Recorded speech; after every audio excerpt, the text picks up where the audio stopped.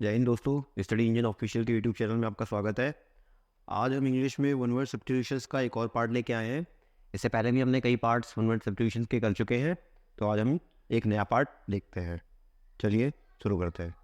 तो देखिए, पहला स्टेटमेंट लिखा हुआ है, एक government of the people, by the people and for the people. अब इसका क्या मतलब हुआ? देखिए, जनता का, जनता द्वारा और जनता के लिए शासन।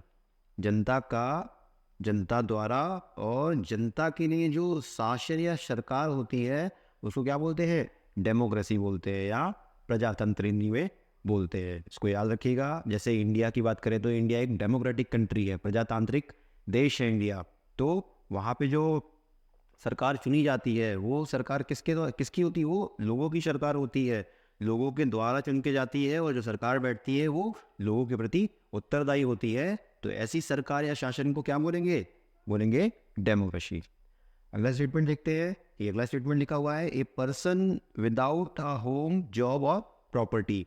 एक ऐसा व्यक्ति जो बिना घर के, बिना नौकरी के और बिना संपत्ति के हो। मतलब एक ऐसा व्यक्ति जिसके पास ना तो घर हो, ना ही नौकरी हो, ना ही संपत्ति हो। तो ऐसे व्यक्ति को क्या बोलते हैं? डेरेलिक्ट बोलते हैं। क्या बोलते हैं? डेरेलिक्ट। हिंदी में क्या बोलेंगे? बेघर व्यक्ति। इसको याद रखेंगे। अगला स्टेटमेंट देखते हैं। देखिए, लिखा हुआ है, a place of continuous dry weather. A place of continuous dry weather, इसका क्या मतलब हुआ? लगातार शुष्क मौसम, लगातार शुष्क मौसम वाला स्थान। एक ऐसा स्थान जहाँ पे क्या हो? लगातार सूखा पड़ता हो या बारिश की कमी होती हो, वहाँ पे किसी प्रकार की भी कोई भी बारिश नहीं होती है। तो ऐसे स्थान को क्या बोलेंगे? ऐसे स्थान को बोला जाएगा ड्राउट। क्या बोलेंगे? ड्राउट। हिंदी में सूखा बोलेंगे। इसको याद रखिएगा। देखिए, ये ड्राउट वर्ड की स्पेलिंग याद रखिएगा। जो ये वर्ड लिखा हुआ है ड्राउट, इसकी स्पेलिंग होती है DROUGST। ठीक है, तो इसको जो प्रोनाउंसिएशन करते हैं वो क्या करते हैं? वो ड्राउट करते हैं। अब देखिए, एक और होता है, उसको बोलते हैं ड्रॉट। क्या बोलते हैं? ड्रॉट। देखिए, उसकी स्पेलिंग में लिखता हूँ। कभी कभी होमोफोन से पूछ लिया जाता है, तो DRAUGHT।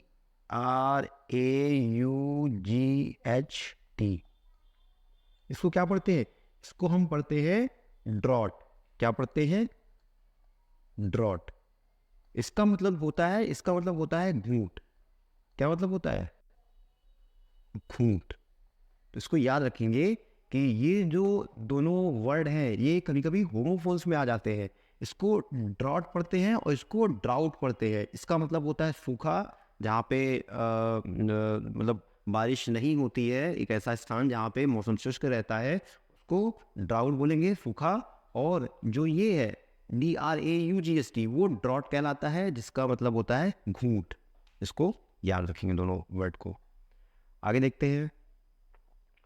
तो देखिए, अगला स्टेटमेंट आपका लिखा हुआ है, judgement of a law court. Judgement of a law court क्या मतलब हुआ? एक कानूनी अदालत, एक कानूनी अदालत का फैसला। एक कानूनी अदालत के फैसला जो होता है, उस फैसले को क्या बोलते हैं? उस फैसले को बोलते हैं डिक्री।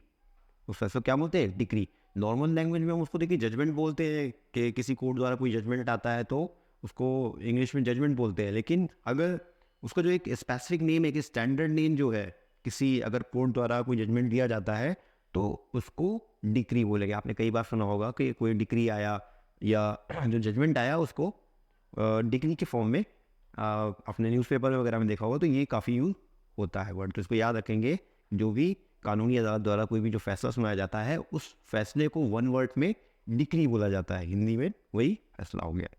अगला स्टेटमेंट देखते हैं, place where a person lives permanently. इसका क्या मतलब हुआ? एक ऐसा स्थान जहाँ कोई व्यक्ति स्थायी तौर पर निवास करता हो। एक ऐसा स्थान जहाँ पे कोई व्यक्ति स्थायी तौर पे निवास करता हो। तो उसके लिए जो वन वर्ड होगा, उस प्लेस को क्या बोलेंगे? उस प्लेस को बोलेंगे डोमिसाइल। क्या बोलेंगे? डोमिसाइल। हिंदी में निवास स्थल। आपने अक्सर डोमिसाइल सर्टिफिकेट सुना होगा।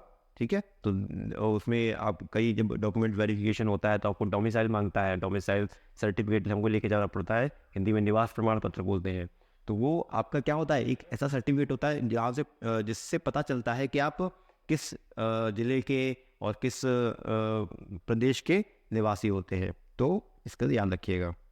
अगला स्टेटमेंट देखते हैं, लिखिए लिखा हुआ है a wall built to prevent the sea or a river from flooding an area. इसका क्या मतलब हुआ? किसी क्षेत्र में समुद्र या नदी, किसी क्षेत्र में समुद्र या नदी की बाढ़ को रोकने के लिए बनाई गई दीवार।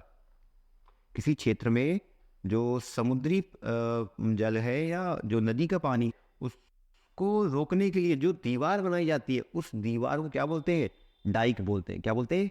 डाइक। हिंदी में उसको बांध बोलेंगे। जैसे डैम भी आपको सुना होगा, जो डैम होता है, तो डैम क्या होता है? एक तरह से वो भी इसी काम करता है, लेकिन इसके लिए जो एक और स्टैंडर्ड जो वर्ड यूज़ किया गया है वो डाइक यूज़ किया गया है। तो इसको भी याद रखेंगे कि जब कभी कभी जब सागर का या नदी का तल बढ़ता है तो पानी क्या होता है? आसपास के गाँवों में चला जाता है, घुस के आ जाता है। तो उस पानी को रोकने के लिए क्या करते हैं? एक दीवार बना दी जाती है।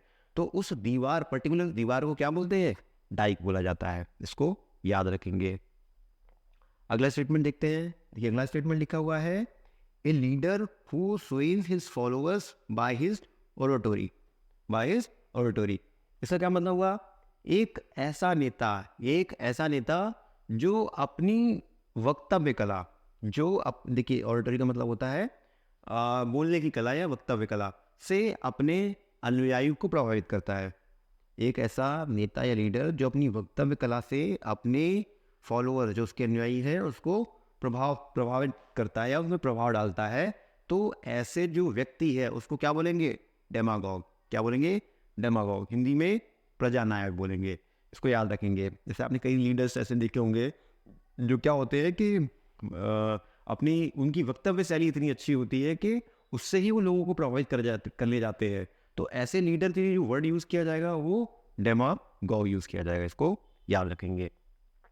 अगला स्टेटमेंट देखते हैं। देखिए अगला स्टेटमेंट लिखा है a person who is in the habit of drinking. इसका क्या मतलब हुआ? इसका मतलब हुआ एक ऐसा व्यक्ति जिसे पीने की, शराब पीने की। ड्रिंकिंग का मतलब, जब ड्रिंकिंग की बात करते हो शराब पीना इसका मतलब होता है। तो एक ऐसा पर्सन जिसको शराब पीने की आदत हो, ऐसे व्यक्ति को क्या बोलेंगे? ऐसे व्यक्ति को बोलेंगे ड्रंकर्ड। क्या बोलेंगे? ड्रंकर्ड। हिंदी में पियक्कड़। इसको याद रखेंगे। अगला स्टेटमेंट देखते हैं। लिखा हुआ है send unwanted person out of the country. ऐसा क्या मतलब हुआ?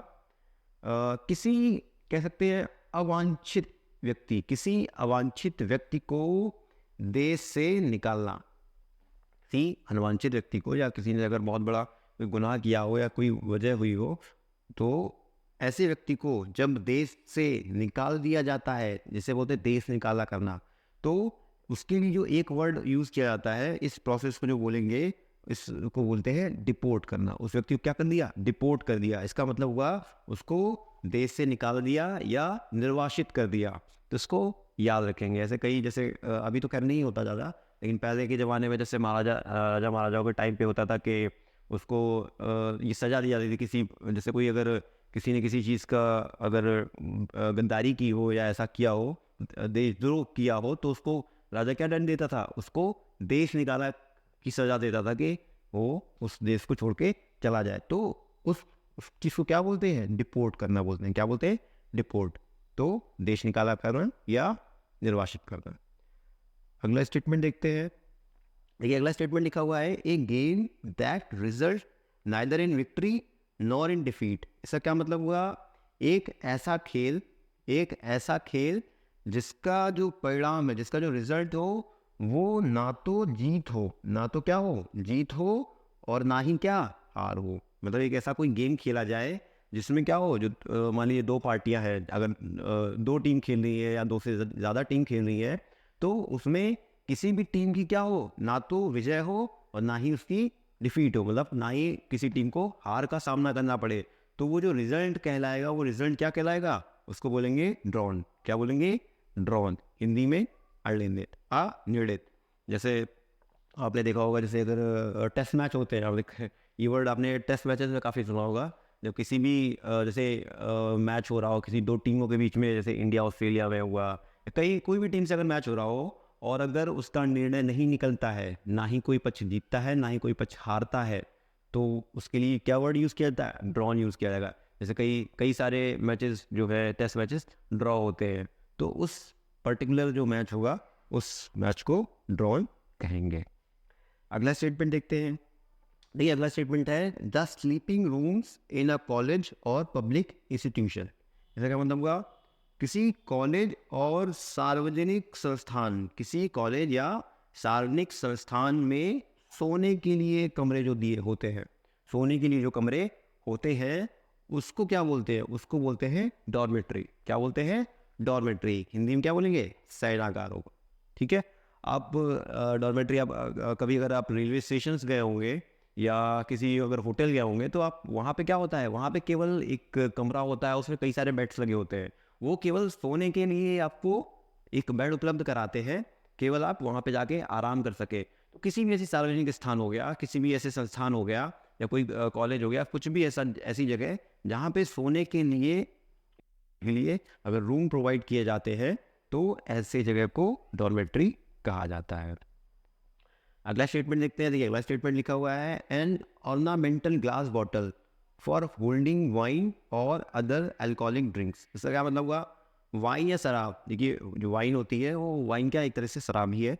तो वाइन या अन्य मादक पदार्थ, अल्कोहलिक ड्रिंक्स मतलब जो अन्य नशीले पदार्थ होते हैं उनके लिए, अन्य नशीले पदार्थ को रखने के लिए एक सजावटी कांच की जो बोतल होती है, सजावटी कांच की जो बॉटल होती है उसके लिए डिकेंटर वर्ड का यूज़ करते हैं। क्या यूज़ करते हैं? डिकेंटर। आपने देखा होगा एक बॉटल का नाम ये बोल रहा है, लेकिन जो आपने जो वाइन का ग्लास देखा होगा ये बेसिकली उसकी बात कर रहा है। वो एक सुराही नुमा ग्लास होता है। आपने शायद कभी मूवीज़ में देखा हो या अगर कभी गए हो पब वगैरह तो वहाँ भी ये चीज़ें यूज़ की जाती हैं कि जो वाइन का ग्लास होता है वो एक बहुत ही पतला और सुराही नुमा ग्लास होता है। उसकी जो मतलब सुराही के जैसे आपने ऊपर का हिस्सा देखा होगा वैसे ही वो एक ग्लास होता है वाइन को सर्व करने के लिए। तो उसको एक जो स्टैंडर्ड वर्ड बोलते हैं उसको क्या बोलते हैं? डिकैंटर बोलते हैं। ठीक है, तो इसको याद रखेंगे। तो देखिए आज का सेशन हमारा यहीं पे समाप्त होता है। उम्मीद करता हूँ ये सेशन आपको पसंद आया होगा और इसकी जो पीडीएफ है वो हमारे टेलीग्राम चैनल पे आपको मिल जाएगी। टेलीग्राम चैनल का लिंक डिस्क्रिप्शन में दिया हुआ है, तो वहाँ से जाके उसको ज्वाइन कर लेंगे। जितने भी यहाँ पे वीडियोस होते हैं उन सब की पीडीएफ वहाँ आपको उपलब्ध हो जाएगी। और अगर इससे पहले जो भी वन वर्ड सब्स्टिट्यूशंस के जो लेक्चर्स मैंने इसमें डाल दिए हैं वो नहीं देखे हो तो उसको ज़रूर देख लीजिएगा। सेशन पसंद आया तो सेशन को लाइक करें, शेयर करें और चैनल को सब्सक्राइब करें। Thank you.